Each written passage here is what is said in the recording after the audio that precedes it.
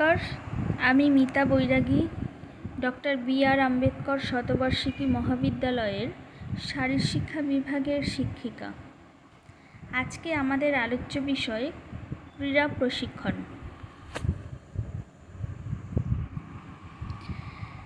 ক্রীড়া প্রশিক্ষণের অনেকগুলি আলোচনার বিষয় আছে। প্রথম বিষয় হলো meaning and definition of sports training, অর্থাৎ ক্রীড়া প্রশিক্ষণের অর্থ ও সংজ্ঞা বলতে আমরা কি বুঝি।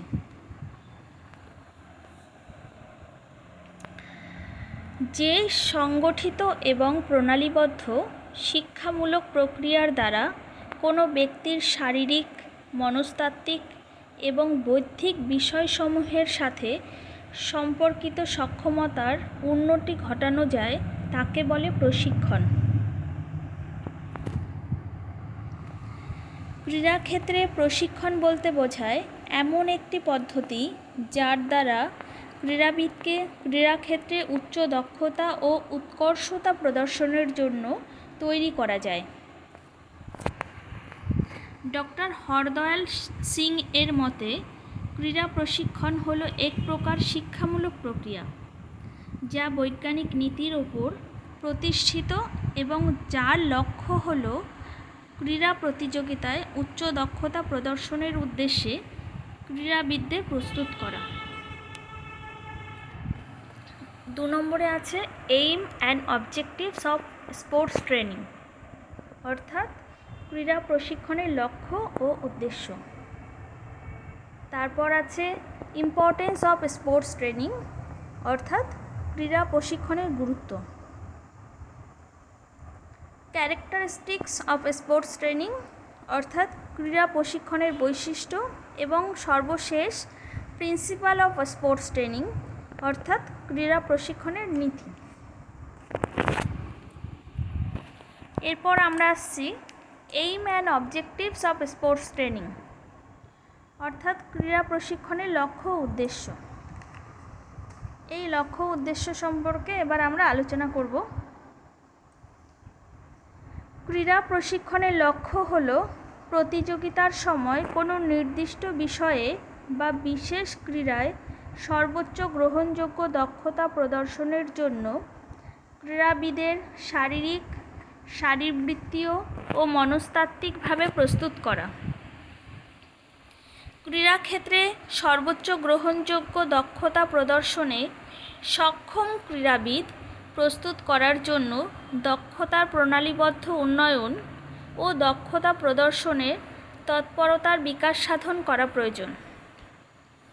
ক্রীড়া প্রশিক্ষণের এই লক্ষ্যে পৌঁছানোর জন্য নিচের উদ্দেশ্যগুলি সাধন করা একান্ত প্রয়োজন, যেমন ফিজিক্যাল প্রিপারেশন, অর্থাৎ শারীরিক প্রস্তুতি।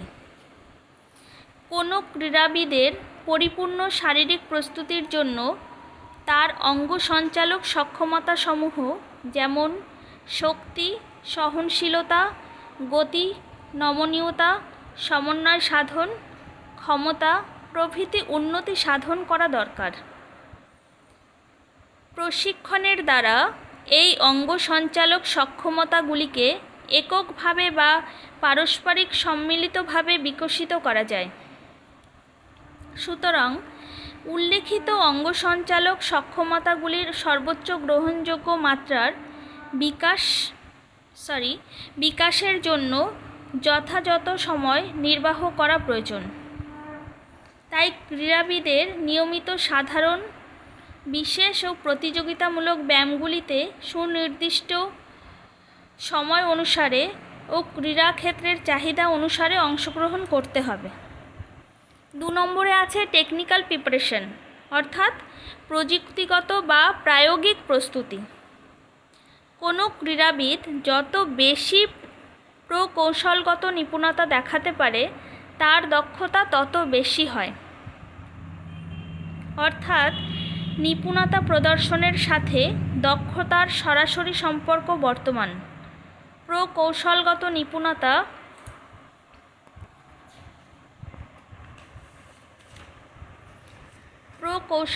নিপুণতা লাভ করতে হলে প্রায়োগিক প্রশিক্ষণের প্রয়োজন হয়। প্রায়োগিক নৈপুণ্য বেশি হলে ক্রীড়াবিদ প্রতিযোগিতাকালে কম শক্তি খরচ করে মসৃণ ও সুনিপুণভাবে অঙ্গ সঞ্চালন করতে পারে, ফলে তার দেহ মজুদ শক্তি গ্রহণে হ্রাস পায় না। এরপর আসছে ব্যবহারিক কৌশলগত প্রস্তুতি, অর্থাৎ ট্যাকটিক্যাল প্রিপারেশন। ব্যবহারিক কৌশল বলতে বোঝায় প্রতিযোগিতার সময় বুদ্ধিমত্তা ও সৃজনশীলতায় সঙ্গে ক্রীড়া নৈপুণ্যের প্রয়োগ। ব্যবহারিক কৌশলগত দক্ষতা 3টি উপাদানের সমন্বয়ে গঠিত হয়, যেমন প্রতিযোগিতার নিয়মকানুন সম্পর্কে সঠিক জ্ঞান, প্রতিযোগিতার সর্বশ্রেষ্ঠ পরিমাণ লাভের জন্য বিভিন্ন বাহ্যিক ও অভ্যন্তরীণ শর্তগুলির সঠিক ব্যবহার, এবং সর্বশেষ কৌশলগত সক্ষমতা ও নৈপুণ্য। ব্যবহারিক কৌশলের প্রয়োগ ক্রীড়াক্ষেত্রে অনুসারে পরিবর্তিত হয় এবং অ্যাট লাস্ট ইন্টালেকচুয়াল প্রিপারেশন, অর্থাৎ বৈদিক প্রস্তুতি। একজন ক্রীড়াবিদের বৌদ্ধিক প্রস্তুতি শুরু হয় তাকে ক্রীড়া প্রশিক্ষণের বিজ্ঞানভিত্তিক তাত্ত্বিক জ্ঞান প্রদানের মাধ্যমে। কোনো ক্রীড়াবিজ্ঞানী যেমন ডক্টর হরদয়াল সিং প্রমুখ একে শিক্ষামূলক প্রস্তুতি বলে উল্লেখ করেছেন। তারা বলেছেন যে ক্রীড়া দক্ষতা ক্রীড়াবিদের সামগ্রিক ব্যক্তিত্বের উপর বহুলাংশে নির্ভর করে। এছাড়াও ক্রীড়াক্ষেত্রে কৃতিত্ব ব্যক্তির মস্তক ও হৃদয় উভয় গুণের উপর নির্ভর করে। এই গুণগুলিকে 5টি দলে ভাগ করা যায়। 1. বিশ্বাস, মূল্যবোধ, প্রেষণা, আগ্রহ, আচরণ প্রভৃতি। 2 নম্বর জ্ঞান ও বৌদ্ধিক সক্ষমতা, যেমন প্রত্যক্ষণ, চিন্তাধারা, স্মৃতি প্রভৃতি। 3 নম্বর প্রাক্ষোভিক সক্ষমতা, অর্থাৎ প্রক্ষোভ সংযতকরণ সক্ষমতা। 4 নম্বর ব্যক্তিত্বের সংলক্ষণসমূহ, যেমন ধারাবাহিকতা, কঠোর পরিশ্রম, আন্তরিকতা প্রভৃতি। এবং অ্যাট লাস্ট অভ্যাস, যেমন ঘুম, খাওয়া, স্বাস্থ্যবিধি, অবসর, বিনোদন প্রভৃতি।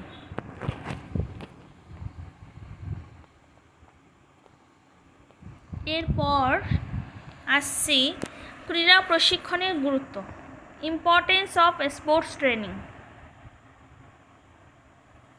ক্রীড়াবিজ্ঞান বর্তমানে একটি স্বীকৃত শিক্ষা বিভাগ, যার অন্যতম কাজ হল বিভিন্ন ক্রীড়া ও খেলাধুলার জন্য প্রযোজ্য ক্রীড়া প্রশিক্ষণ নীতি প্রস্তুত করা। ক্রীড়াবিজ্ঞানের 2টি মূল দিক আছে, একটি সাধারণ দিক এবং একটি বিশেষ দিক।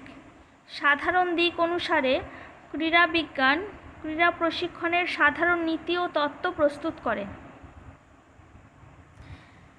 ক্রীড়াবিজ্ঞান 9টি ভাগে ভাগ করা যায়,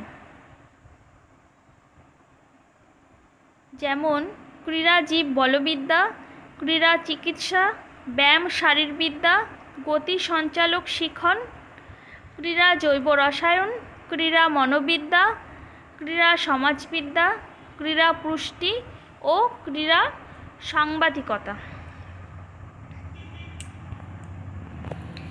এরপর আমরা আলোচনা করব ক্রীড়া প্রশিক্ষণের বৈশিষ্ট্য। প্রথমে আসছে কোনো বিশেষ ক্রীড়ায় ব্যক্তিগত উচ্চ দক্ষতা প্রদর্শন করায় ক্রীড়া প্রশিক্ষণ।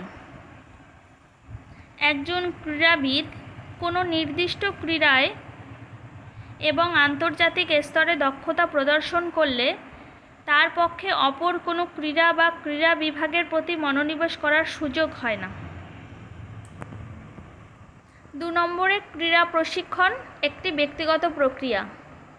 3 নম্বরে আছে ক্রীড়া প্রশিক্ষণ হয় প্রণালীবদ্ধ এবং পরিকল্পিত। 4 আছে প্রতিযোগিতার চাহিদা অনুসারে ক্রীড়াবিদদের প্রস্তুতি। 5 ক্রীড়া প্রশিক্ষণ হয় বিজ্ঞানভিত্তিক। 6 উন্নত ক্রীড়া প্রশিক্ষণ ও ক্রীড়াবিদদের আত্মপ্রত্যয়। 7 ক্রীড়া প্রশিক্ষণ একটি শিক্ষামূলক পদ্ধতি। এরপর আসছি আমরা ক্রীড়া প্রশিক্ষণের নীতি অর্থাৎ প্রিন্সিপাল অফ স্পোর্টস ট্রেনিং। ক্রীড়া প্রশিক্ষণ কর্মসূচির যথাযথ উন্নতি ও উপযুক্ত প্রয়োগের জন্য পথ প্রদর্শকের কাজ করে। ক্রীড়া প্রশিক্ষণের নীতিসমূহ